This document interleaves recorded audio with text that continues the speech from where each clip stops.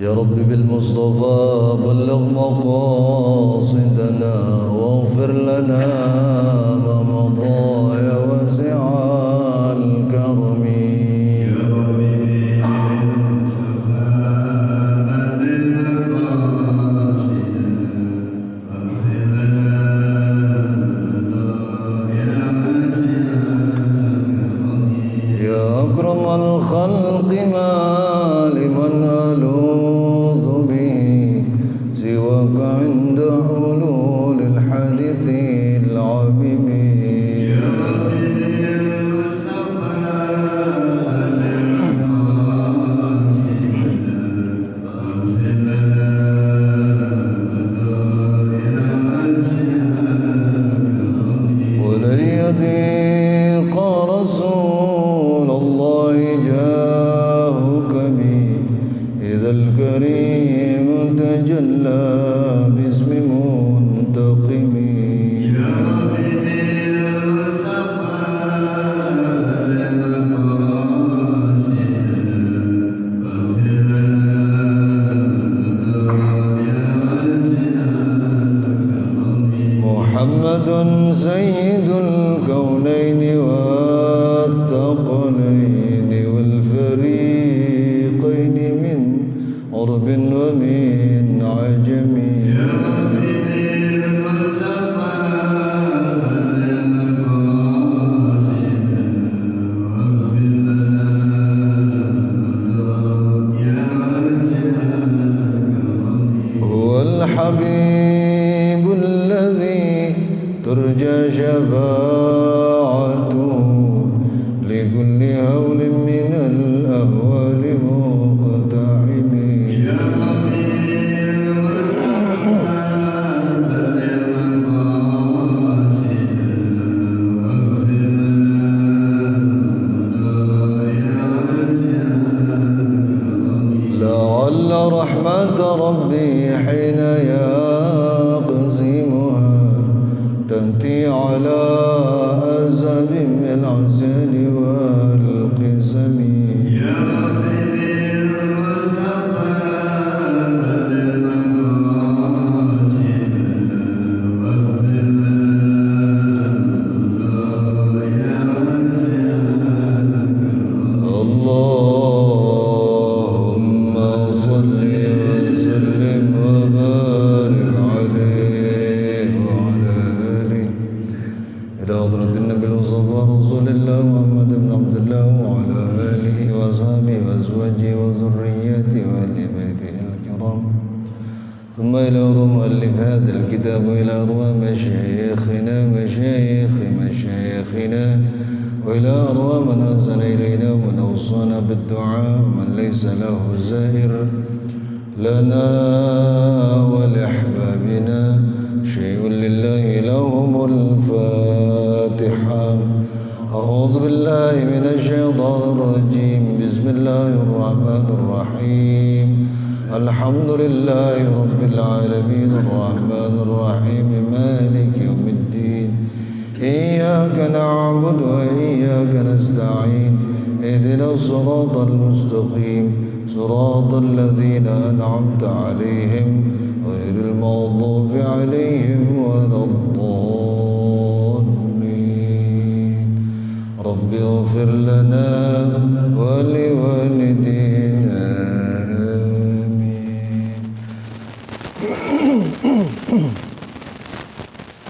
بسم الله الرحمن الرحيم. الحمد لله رب العالمين والصلاة والسلام على أشرف الأنبياء والمرسلين وعلى آله وأصحابه أجمعين.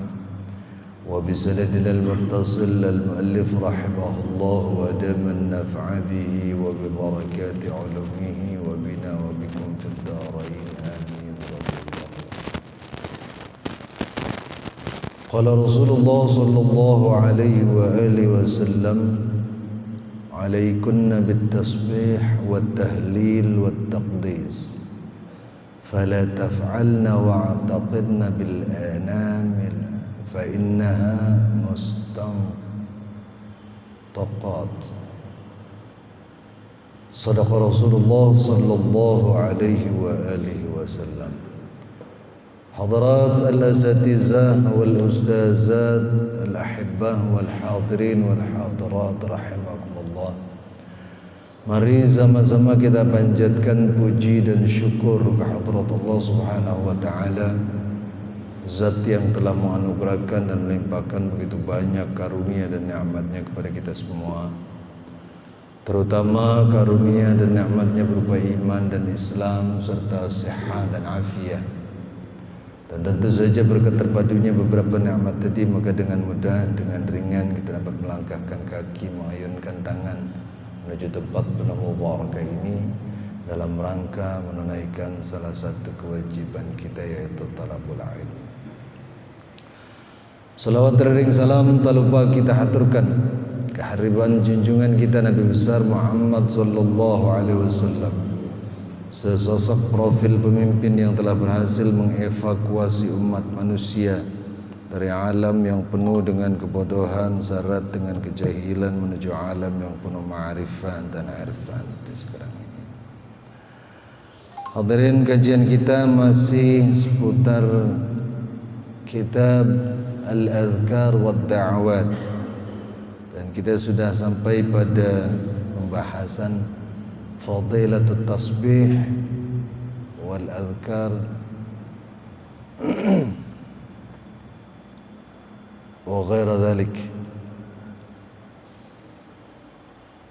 Pembahasan sebelumnya kita sudah sampai pada hadis yang menyatakan Allah Subhanahu wa taala memilih kalimat-kalimat yang sangat Allah sukai untuk diperintahkan kepada para malaikatnya. Dan ketika seorang hamba melafalkan kalimat-kalimat ini, maka Allah Subhanahu wa taala akan memberikan keistimewaan yang luar biasa pada hamba-hamba tersebut. Di antaranya kata Rasulullah sallallahu alaihi wasallam dari Abi Hurairah, qala Rasulullah sallallahu alaihi wasallam, inna Allah ta'ala astafa min al-kalam subhanallah walhamdulillah wa la ilaha illallah wallahu akbar. Fa idza qala al-'abd subhanallah kutibat lahu 20 hasanah. Apabila seorang hamba mengucapkan subhanallah, maka akan dicatat baginya 20 kebajikan dan dihapus darinya 20 keburukan. Wa idza qala Allahu akbar famithlu dzalika wa dzakara ila akhiril kalimat. Itu yang sudah kita bahas pada pertemuan sebelumnya. Di antara hadis yang menyatakan keutamaan atau fadilah tasbih, apa yang disampaikan oleh Abi Dzar radhiyallahu an, annahu qala al-fuqara li Rasulillah sallallahu alaihi wasallam. Abu Dzar bercerita, satu saat orang-orang miskin mengadu kepada Rasulullah. Apa kata mereka? Dhahaba ahlud dathur bil ujur yusalluna kama nusalli wa yasumun kama nasum wa yatasaddaqun bi fuduli amwalihim. Alangkah beruntungnya orang-orang kaya, mereka bisa mendapat pahala lebih banyak sebab mereka salat sebagaimana kami salat, mereka puasa sebagaimana kita berpuasa. Orang kaya salat, orang miskin juga salat. Orang kaya puasa, orang miskin juga puasa. Tapi ketika orang kaya bersedekah dengan harta benda mereka, orang miskin bisa nggak? Kenapa? Nggak ada hasilnya, nggak ada hartanya. Kalau mereka bersedekah dengan fuduli amwalihim, dengan kelebihan harta mereka. Faqala, kemudian Rasulullah sallallahu alaihi wasallam bersabda, "Awalaysa qad ja'ala lakum ma tasaddaqun?" Bukankah Allah telah menjadikan pada kalian apa yang bisa kalian sedekahkan? Artinya, kalau orang kaya bisa sedekah, orang miskin juga bisa sedekah, karena Allah telah menganugerahkan pada setiap makhluknya satu amalan yang apabila dikerjakan punya nilai sedekah. Jadi jangan berkecil hati, jangan gara-gara merasa enggak punya duit enggak bersedekah. Dan sedekah itu bukan hanya dengan harta, bukan hanya dengan uang, dengan perilaku masuk juga kategori sedekah. Dengan amal ibadah masuk juga sedekah. Bahkan ada sedekah yang paling gampang dan paling murah. Apa? Nyengir, tahu nyengir? Senyum. Tabassumuka ala wajhi akhik sedekah, kata Rasulullah. Senyummu di hadapan wajah saudaramu adalah sedekah. Tapi ingat, senyum di hadapan saudara, jangan nggak ada orang tersenyum lagi. Kalau nggak ada orang senyum, nanti orang-orang curiga, jangan-jangan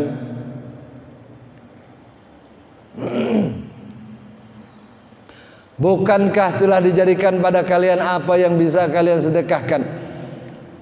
Kemudian Rasulullah sallallahu alaihi wasallam melengkapi, inna lakum bikulli tasbihatin sadaqatan. Sesungguhnya setiap tasbih yang terucap dari mulutmu ini masuk dalam kategori sedekah. Baca tasbih sedekah. Wa tahmidatin sadaqatan. Satu ucapan tahmid, satu ucapan alhamdulillah juga masuk dalam kategori sedekah. Wa tahlilatin sadaqatan.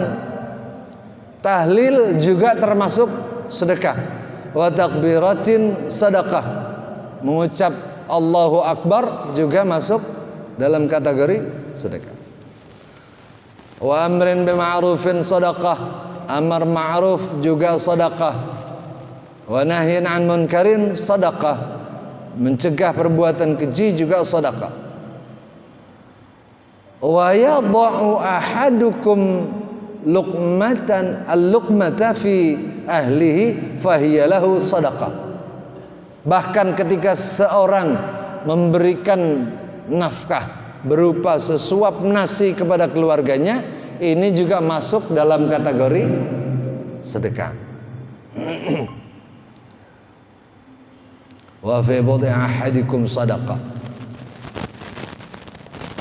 Dalam kedermaan kalian juga dia disebut dimasukkan ke dalam kategori sedekah. Jadi tidak ada alasan. Jadi jangan berkecil hati dan jangan iri dengan apa yang Allah berikan pada hamba-hamba yang lainnya. Jangan pakai kalau orang kaya bisa sedekah dengan hartanya. Kalau kita nggak bisa bersedekah dengan harta, bersedekahlah dengan tasbih, tahmid, takbir dan seterusnya dan seterusnya. Karena setiap kalimat-kalimat yang terucap dari kalimat-kalimat tadi masuk dalam kategori sedekah atau pahalanya setara dengan bersedekah. Ini barangkali yang sekarang sudah agak langka dilakukan oleh orang, amar ma'ruf dan nahi munkar. Apa sih amar ma'ruf? Mengajak orang untuk berbuat kebajikan. perilaku hidup orang modern kayak sekarang biasanya cenderung a priori cuek, nggak mau terlibat dengan apa yang terjadi di lingkungannya. Kalau orang dulu itu saling menasehati menjadi tradisi yang luar biasa bagusnya. Orang sekarang untuk bisa saling menasehati kayaknya cuma di medsos doang. Itu pun juga sekedar ya supaya dapat penilaian bagus dari orang lain. Artinya kadang di luar kata ikhlas. Bahkan yang sering terjadi orang cenderung melakukan pembiaran terhadap keburukan yang terjadi di sekitarnya. Kalau ada sekelompok orang sedang ghibah, sekelompok orang sedang menggunjing, ada nggak kira-kira yang bisa negor langsung? Jangan ghibah, jangan menggunjing, itu dosa. Kalau dulu nasihat semacam itu biasa, tapi sekarang sudah tidak lagi. Termasuk diantaranya nahi munkar, mencegah perbuatan yang keji. Bahkan kebanyakan sekarang orang cenderung membiarkan kejadian yang keji itu terjadi karena dianggap takut nanti ikut campur urusan orang lain. Padahal mengingatkan kebaikan untuk mencegah perbuatan keji adalah satu hal yang sangat dianjurkan dalam ajaran Islam. Bahkan jika seseorang melakukannya, ini setara dengan bersedekah atau punya nilai sama dengan nilai sedekah. Qalu, kemudian para sahabat bertanya, ya Rasulullah, ya'ti ahaduna syahwatahu wa yakun lahu fiha ajr. Para sahabat juga ada yang nyeleneh juga kayak kita ya. Sampai ada yang nanya, ya Rasulullah, apabila seseorang melakukan hubungan biologis, apakah dia dapat pahala? Ini kan yang ditanya Rasulullah. Cuma hikmahnya ketika mereka bertanya hal tersebut jadi kebaikan buat kita. Kita jadi tahu apakah seseorang yang melakukan hubungan biologis itu dia dapat pahala. Rasulullah menjawab, ara'aitum law wada'taha fi haram akana 'alaihi fiha wizr. Apakah kalian tahu apabila ia melakukannya di jalan yang haram? Ini yang saya maksud dengan melakukan hubungan biologis dengan yang halal ya. Dengan istri sendiri, istri sah, bukan istri orang lain. Sampai Rasulullah bertanya, apakah jika kalian melihat melakukan ini pada yang haram, bukankah ada dosanya? Para sahabat menjawab, qalu na'am, ya Rasulullah. Qala kadzalika in wada'aha fil halal kana lahu fiha ajr. Kalau dilakukan di jalan yang haram dapat dosa, maka ketika orang melakukannya pada cara yang halal, di tempat yang halal, maka dia juga dapat pahala. Ini cari pahala yang banyak orang yang suka ini. Ini cari pahala yang gampang, bahkan menyenangkan bagi pelakunya. Sampai segitunya Rasulullah memberikan keterangan jalan untuk melakukan kebajikan sangat-sangat luar biasa, sangat-sangat banyak. Wa qala Abu Dzar radhiyallahu an, qultu li Rasulillah sallallahu alaihi wasallam sabaqa ahlul amwal bil ujr yaqulun kama naqul wa yunfiqun wa la nunfiq. Faqala Rasulullah sallallahu alaihi wasallam afala adulluka ala amalin idza anta amiltahu adrakta man qablaka wa fuqta man ba'daka illa man qala mithlu dhalik. Sungguh beruntung orang-orang yang memiliki banyak harta. Mereka mengucapkan sesuatu seperti halnya kita juga mengucapkan sesuatu. Kalau kita tasbih, orang kaya juga tasbih. Kita zikir, orang kaya juga zikir. Kita tahlil, orang kaya juga tahlil. Makanya katanya lebih beruntung. Tetapi ketika mereka berinfak, wa yunfiqun wa la nunfiq, kami tidak bisa berinfak. Kenapa? Enggak ada yang bisa diinfakkan kalau dari jenis harta. Rasulullah sallallahu alaihi wasallam menjawab, afala adulluka ala amalin idza anta amiltahu adrakta man qablaka wa fuqta man ba'dak illa man qala mithla dhalik. Tidak inginkah kalian aku tunjukkan pada satu amal, pada satu perbuatan, apabila kalian mengerjakannya maka kalian melampaui orang-orang sebelum kalian, dan kalian lebih tinggi dari orang-orang yang sesudah kalian, kecuali orang-orang yang mengucapkan hal yang sama. Tasbihullah ba'da kulli salatin 33 wa tahmaduhu 33 wa tukabbiruhu 34. Kalian bertasbih setelah salat sebanyak 33 kali. Ya tadi tasbih enggak kita? Tasbih 33 kali. Kemudian bertahmid, mengucap alhamdulillah sebanyak berapa? 33 kali.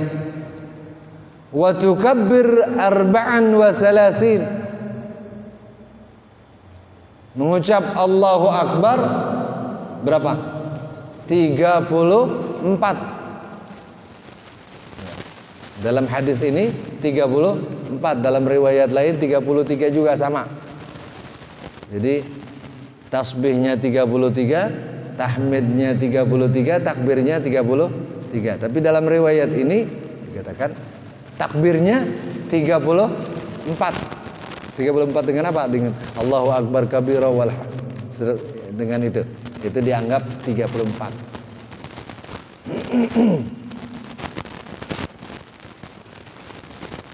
Kalau ada orang yang melakukan hal tersebut, bertasbih, bertahmid dan bertakbir sebanyak 33 dan 34 kali, maka dia akan mencapai derajat yang lebih tinggi dari siapapun sebelum dia atau sesudahnya, kecuali orang-orang yang mengucapkan kalimat yang sama, maka akan memperoleh derajat yang sama.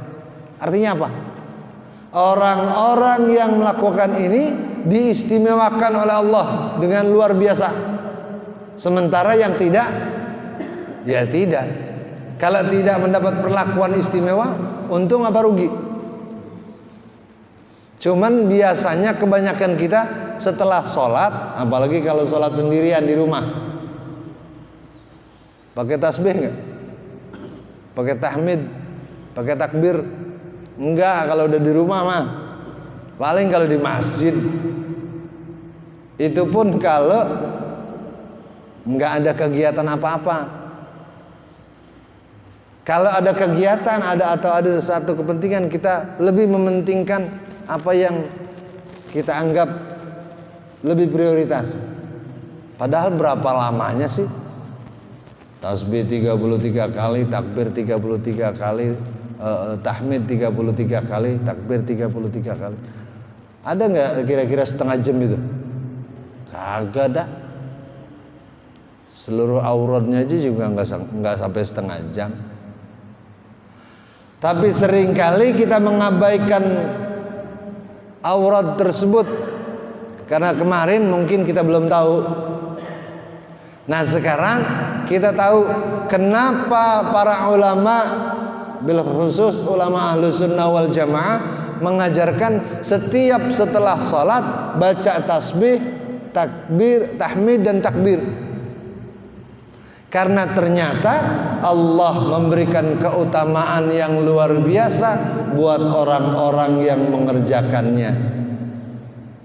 Kalau ada sekelompok orang yang menyatakan nggak penting itu, biarin aja mereka berpendapat kayak gitu. Bagi kita, seperti yang diajarkan guru-guru kita, maka kita lakukan hal tersebut. Kalau ada orang yang bilang nggak ada dalilnya, ini dalilnya. Kalau mereka masih bilang nggak ada dalilnya juga, berarti emang kagak ngaji. Kalaupun ngajinya nggak baca kitab ini. Gitu. Jadi orang-orang yang melakukan apa yang dianjurkan oleh Rasulullah SAW akan diistimewakan oleh Allah Subhanahu wa taala. Wa qad qala sallallahu alaihi wasallam fima syuhida alaihi Abu Hurairah wa Abu Sa'id Al-Khudri. Idh qala al-'abd la ilaha illallah wallahu akbar. Qala Allah azza wa jalla sadaqa 'abdi la ilaha illa ana wa ana akbar. Wa idh qala al-'abd la ilaha illallah wahdahu la syarika lah. Qala ta'ala sadaqa 'abdi la ilaha illa ana wahdi la syarika li. Wa idh qala la ilaha illallah wa la hawla wa la quwwata illa billah. Yaqul Allah subhanahu wa ta'ala sadaqa 'abdi la hawla wa la quwwata illa bi. Wa man qalahunna 'inda al-maut lam tamassahun nar. Rasulullah sallallahu alaihi wasallam bersabda, apabila seorang hamba mengucapkan la ilaha illallah wallahu akbar, qala Allah azza wa jalla, apabila seorang hamba mengucapkan la ilaha illallah wallahu akbar, Allah menjawab. Allah langsung menjawab. Cuman kita dengar apa enggak? Enggak dengar ya. Sayangnya kita enggak dengar. Tapi ada hikmahnya kita enggak dengar. Seandainya kita dengar, lagi sendirian misalnya di masjid, orang-orang udah pada pulang, dia sendirian. Dia tahlil, dia takbir, dia tasbih, kemudian dia mendengar jawaban dari Allah, kira-kira ngacir gitu, nggak ada makhluknya, kok ada suaranya. Biasanya dalam keyakinan kita, kalau ada suaranya nggak ada orangnya, apa? Hantu. Orang Betawi bilang memedi. Wah, jangan-jangan ada memedi. Allah menjawab, sadaqa 'abdi la ilaha illa ana wa ana akbar. Hambaku benar, tidak ada Tuhan selain saya, tidak ada Tuhan selain aku, dan aku adalah zat yang maha besar, kata Allah. Wa idza qala al-'abdu la ilaha illallah wahdahu la syarikalah, apabila seorang hamba mengucapkan tidak ada Tuhan selain Allah, Zat yang Maha Esa dan tidak ada sekutu baginya. Allah menjawab, sadaqa abdi la ilaha illa ana wa ana wahdi la syarika li. Hambaku benar, tidak ada Tuhan selain aku, dan aku adalah zat yang Maha Esa dan aku tidak memiliki sekutu. Wa idza qala la ilaha illallah wa la haula wa la quwwata illa billah, yaqulu Allah subhanahu wa ta'ala, sadaqa abdi la haula wa la quwwata illa bi. Apabila seorang hamba mengucapkan tidak ada daya, tidak ada upaya, tidak ada kekuatan dan tidak ada aktivitas apapun kecuali dari Allah subhanahu wa ta'ala, Allah menjawab, betul hambaku, tidak ada daya dan tidak ada upaya kecuali bersumber dariku, kata Allah. Wa man qalahunna 'indal maut lam tamassahun nar. Barang siapa yang mengucapkan ini ketika maut menjemputnya, maka dia tidak akan tersentuh oleh api neraka.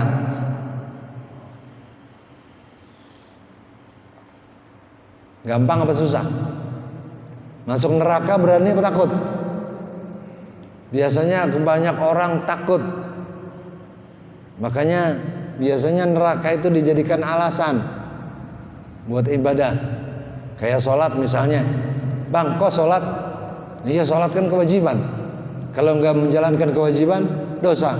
Kalau banyak dosa, tempatnya di neraka. Jadi sholatnya karena apa? Karena takut neraka, bukan karena Allah.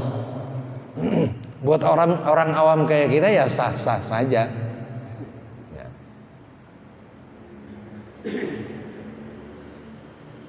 Tapi kalau takut karena neraka, takut terbakar oleh neraka, caranya gampang. Orang yang sering bertasbih, bertahmid, berhauqalah, la haula wala quwata illa billah, maka saat dia mau mati mengucapkan ini, dia tidak akan disentuh oleh api neraka. Jadi nggak usah sholat. Bukan nggak usah sholat, mentang-mentang denger hadis ini berarti nggak usah sholat ya, nggak usah puasa, nggak usah zakat. Ntar kalau mati kita tasbih aja.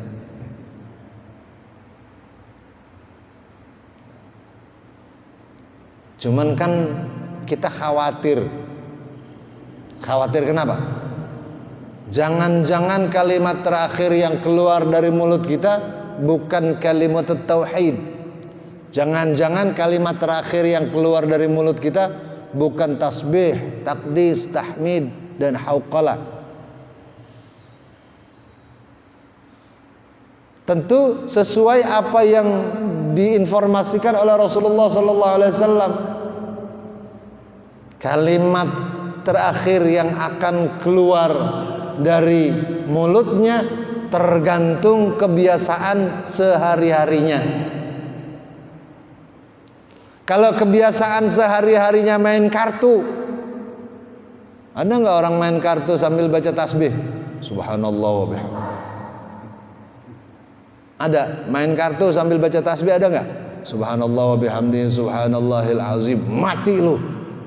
Ada nggak yang kayak gitu? Rasanya mah agak ada dah. Yang ada mah ngomong ngalor ngidul yang nggak jelas, kepengen temennya bisa dikalahkan, itu saling sumpah serapah, asal buang kartu mati lu. Temennya sendiri disumpahin mati. Kalau setiap harinya yang lebih akrab di lidahnya kayak begini, maka akhir kalimatnya kalau dia nanti mati ya nggak jauh dari itu. Begitu malaikat datang, wah mati dah gua. Bisa menyelamatkan gitu? Nggak ada jaminan. Tetapi kalau yang dia ucapkan adalah kalimat-kalimat thayyibah yang diajarkan oleh Rasulullah, seperti la ilaha illallah wallahu akbar, la ilaha illallah wahdahu la syarikalah, La ilaha illallah wahdahu la syarikalah wa la hawla wa la quwata illa billahil aliyil azim. Ini ada garansinya dari Rasulullah, ada jaminannya. Rasulullah yang bilang, orang yang mengucapkan kalimat-kalimat ini saat dia mau mati, maka jaminannya dia tidak akan tersentuh oleh api neraka. Tetapi supaya akhir kalimat yang keluar dari mulut kita saat kita sakaratul maut nanti adalah kalimat-kalimat seperti ini, dibiasakan setiap harinya, agar kalimat-kalimat ini akrab dengan mulut kita.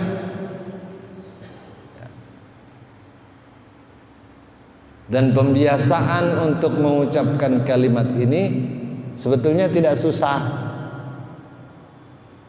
Sebetulnya tidak susah, gampang. Cuman kadang kelupaan dulu. Kita lebih senang mengingat apa yang bentuknya materi. Lebih senang kita ngingetin duit, ngingetin harta.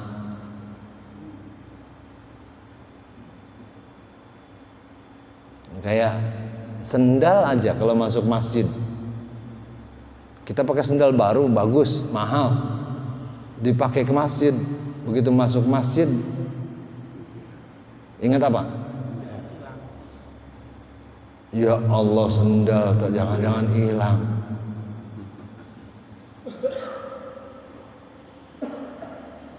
Padahal kalau dia ingat Allah, nilainya lebih hebat nih, lebih hebat. Tapi setan, iblis itu sangat pinter menggodain kita. Sendal yang mungkin kalau dibanding dengan pahala yang kita dapat ketika kita zikir, kita ingat Allah, nggak ada apa-apanya. Kita lebih mengingat hal tersebut, lebih ingat sendal ketimbang ingat Allah. Padahal nilainya tidak seberapa. Dan sangat beruntung orang-orang yang bisa membiasakan dirinya untuk melafalkan kalimat-kalimat tersebut.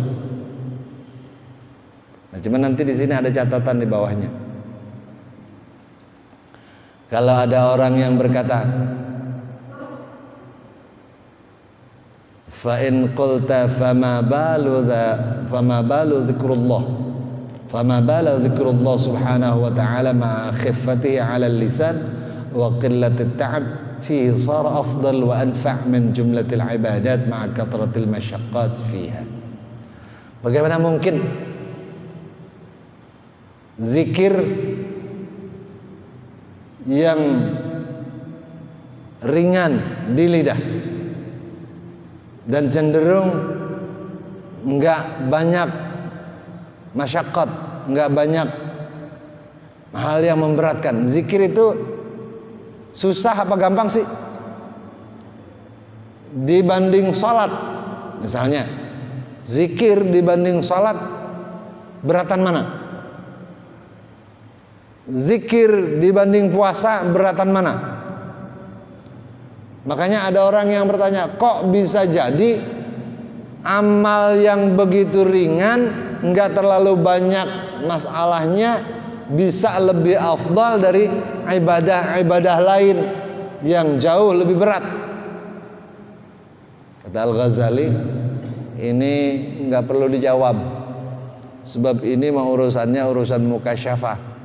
Jawabannya nanti dengan teori orang-orang sufi. Yang perlu kita jawab adalah karena kita pada maqam muamalah yang kelihatan-kelihatan aja kalau kita mah, ini dianggap memiliki pahala yang luar biasa dan diagungkan oleh Allah karena ini mencerminkan kedekatan pergaulan kita kepada Allah. Kalau sering ingat Allah berarti akrab gak sama Allah? Karena kedekatan kepada Allah, maka Allah memberikan keistimewaan. Tetapi yang paling bagus, zikir yang memberikan efek manfaat buat pelakunya adalah orang yang melakukannya ala dawam ma'a huduril qalb. Dilakukan secara kontinu, terus menerus, ma'a huduril qalb, dengan hadirnya hati, dengan fokus dan konsentrasi, connect kepada Allah. Ini yang rada ribet ini. Kita jangankan zikir, sholat aja kita bisa hudur nggak dari mulai takbir sampai taslim?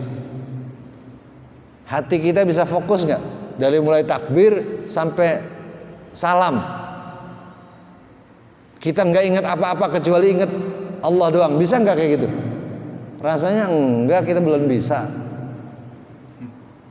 Paling top banget kita itu khusyuk, hati kita hadir saat kita takbir Allahu Akbar. Itu pun karena kita ingat dalam fikih, ketika kita niat itu kan ada beberapa elemen yang harus kita capai. Ada rukun fi'li, ada rukun qauli, ada rukun qalbi. Hati, ucapan dan gerakan harus menyatu. Saat kita takbir, hati dan gerakan kita jadi satu. Saat mulut kita mengucap Allahu Akbar, tangan kita terangkat, hati kita memancangkan niat. Paling kita khusyuknya di situ. Takbiratul ihram dan masih ada sisanya dikit-dikit. Begitu takbiratul ihram selesai, Fatihah. Nah, mulai Fatihah udah mulai agak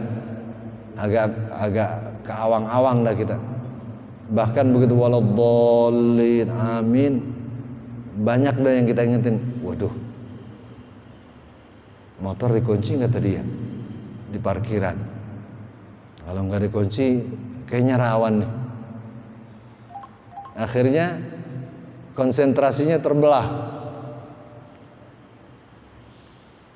Jadi salat tidak bisa fokus secara utuh dan secara menyeluruh.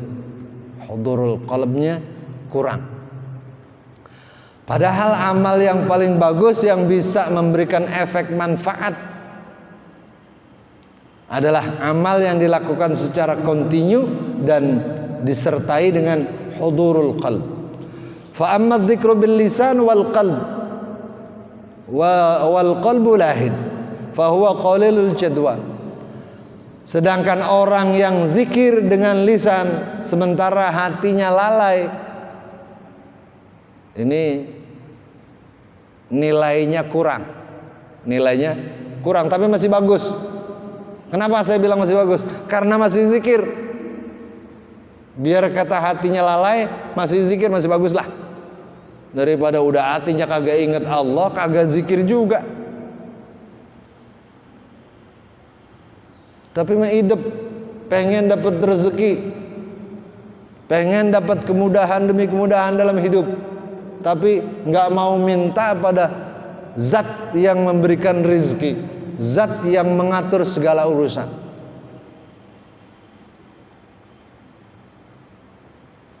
Wa fil akhbar ma dalla alaihi aidan. Begitu juga dalam hadis-hadis ada hal-hal yang menyatakan hudurul qalb fi lahzatin bidzikr wadzuhul 'anillah 'azza wa jal ma'a ishtighali bid-dunya adan qalilul jadwa. Zikir dengan hudurul qalb dalam waktu yang tidak terlalu panjang ini jauh lebih baik ketimbang zikir panjang tapi hatinya kemana-mana. Jadi sangat beruntung orang yang bisa zikir dan bisa hudurul qalb dalam fase yang cukup panjang, cukup banyak. Cuma nggak gampang. Apa nggak bisa? Bisa kalau dilatih. Jangankan hudurul qalbnya, kita duduk untuk bertasbih dalam waktu yang agak lama, betah nggak kira-kira? kagak betah. Ibadah mah kagak ada orang yang bilang ibadah betah. Kalau ada orang yang bilang betah ibadah ngoro, tahu ngoro? Bohong. Orang awam kayak kita mah apa juga nggak betah kalau bukan main-main. Yang namanya ibadah nggak ada yang enak. Ngaji aja ngaji. Ada nggak orang yang bilang hobi ngaji? Kalau ada orang bilang hobi ngaji, bohong. Ya meskipun mungkin ada, tapi bukan kita rasanya. Kita kan kalau lagi ngaji aja mikirnya lama banget pengajian, kagak habis-habis. Yang dibahas juga itu juga, gue udah tahu. Padahal duduk di majelis ilmu itu khairun min alfi raqa'at, kata Al-Ghazali. Nanti kita ketemu. Duduk di majelis ilmu itu lebih baik dan lebih besar pahalanya ketimbang sholat sunnah 1000 rakaat. Bukan hanya itu, dan lebih besar pahalanya ketimbang mengunjungi 1000 orang sakit. Pernah dalam sehari atau dalam seminggu atau dalam sebulan ngunjungin orang sakit 1000 orang? Pernah nggak? Agak pernah dah. Dan lebih baik pahalanya daripada mengantar jenazah 1000 orang meninggal dunia. Pernah? Agak pernah. Semuanya nggak ada yang pernah itu. Sholat 1000 rakaat kita nggak pernah. Ngelihat orang sakit sampai 1000 orang juga nggak pernah. Nganterin jenazah sampai 1000 jenazah juga nggak pernah. Tapi pahala yang jauh lebih hebat dari itu bisa kita dapat. Dengan apa? Dengan cara duduk di majelis zikir atau di majelis ilmu. Nah, jadi ngaji itu kalau kata teman-teman saya atau kata guru, kalau udah tua mengaji bukan mengarah ilmu, bukan pengen lebih pinter. Kalau udah tua ngaji itu lebih mengharap berkah, keberkahan. Karena biasanya yang dikaji sesuatu yang kita udah tahu, meskipun kadang-kadang kita lupa. Tapi keberkahan yang barangkali di waktu-waktu lain tidak bisa kita capai, di waktu-waktu kita ngaji mungkin bisa kita capai. Nah ini bisa duduk dalam waktu lama atau bisa konsentrasi fokus lama dalam mengingat Allah, bisa dilatih. Bahkan Al-Ghazali menggambarkan persis kayak kita waktu bayi. Ketika waktu bayi saat kita diberi makan ibu kita, itu bisa nggak langsung ngabisin sepiring? Kan nggak bisa, pelan-pelan dulu. Makanannya juga yang lembut-lembut dulu. Ntar semakin kuat baru yang agak kasar, lebih kasar dan seterusnya. Bertahap. Begitu juga zikir dan hudur hati kita itu bisa kita latih dengan cara begitu. Yang paling bagus mah yang penting doyan dulu. Asal udah doyan, udah bagus dah. Yang ribet kan nggak doyan, ngaji nggak doyan, zikir nggak doyan, ibadah juga nggak doyan. Padahal bekal yang akan dia bawa menghadap Allah adalah sesuatu yang mungkin lebih banyak kita nggak doyan dibanding zikir.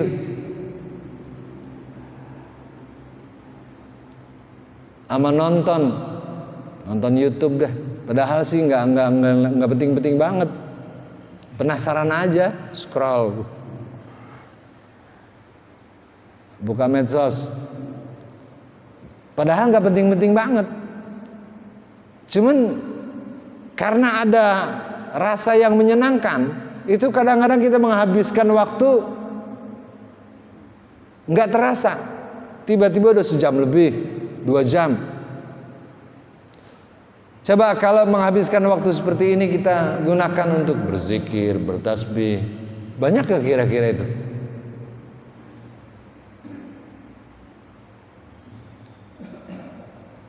Oleh karenanya perlu pembiasaan. Yang ringan-ringan aja dulu, yang pendek-pendek aja dulu. Kalau mau memperbanyak sholawat, cari sholawat yang paling pendek, sholawat Jibril misalnya. Tapi biasanya kalau mencari sholawat yang pendek, bacanya banyak. Jangan udah pendek, bacanya dikit. Perhitungan amat.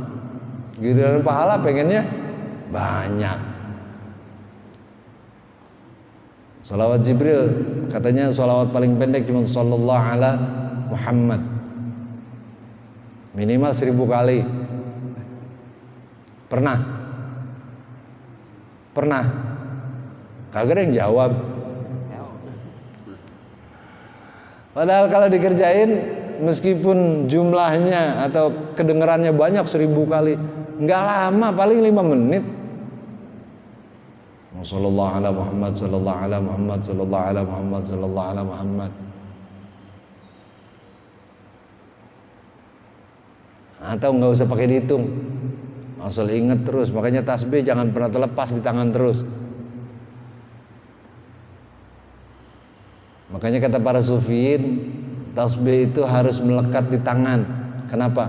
Karena orang awam kayak kita seringnya lupa kalau di tangan ada tasbih. Minimal kalau kita ingat tasbih, kita baca lagi subhanallah walhamdulillah wala ilaha illallah wallahu akbar. Karena di tangan ada tasbih. Kalau nggak ada, udah nggak ada yang ngingetin.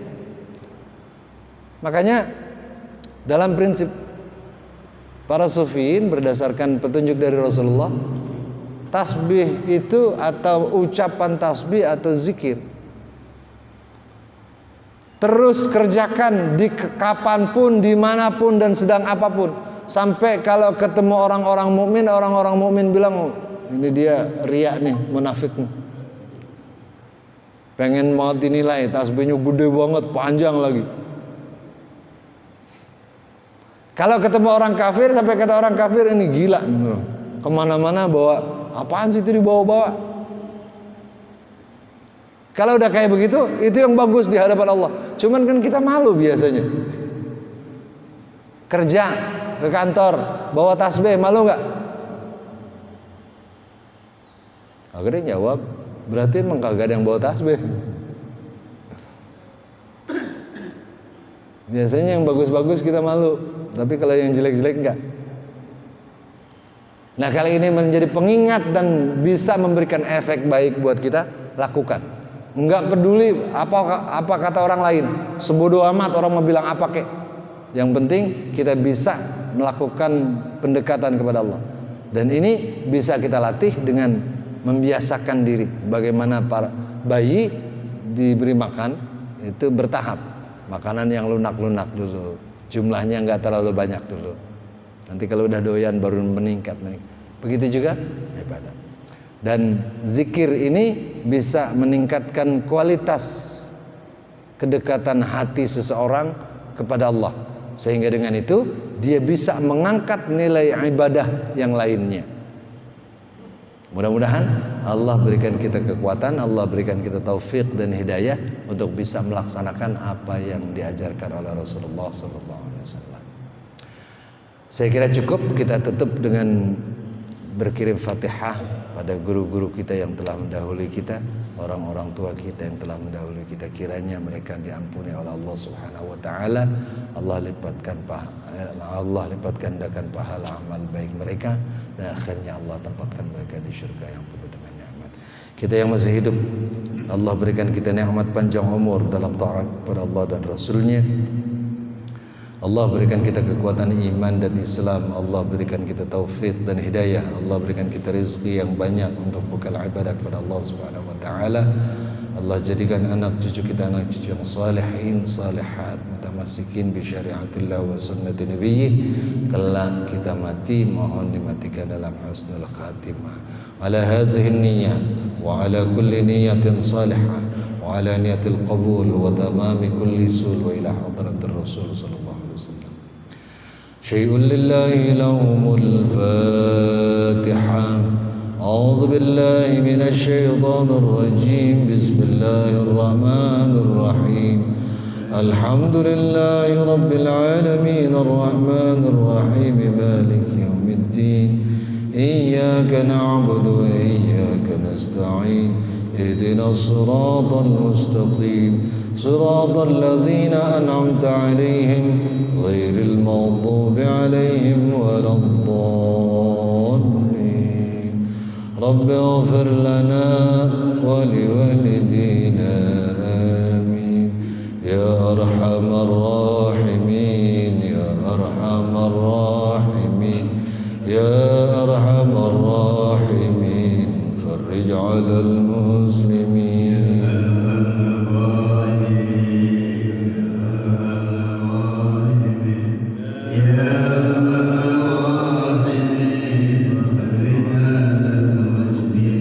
يا ربنا يا كريم يا ربنا يا رحيم أنت الجواد الحليم وأنت نعم المعين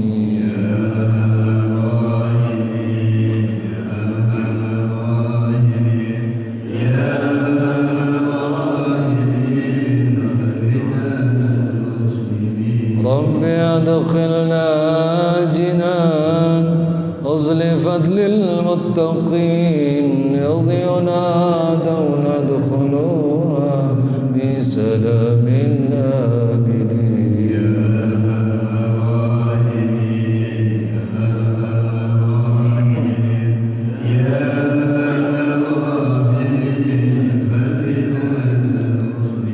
وصلاة الله الدوام تبلغ الهادي الأمين وعلى الآل الكرام والصحب والتابعين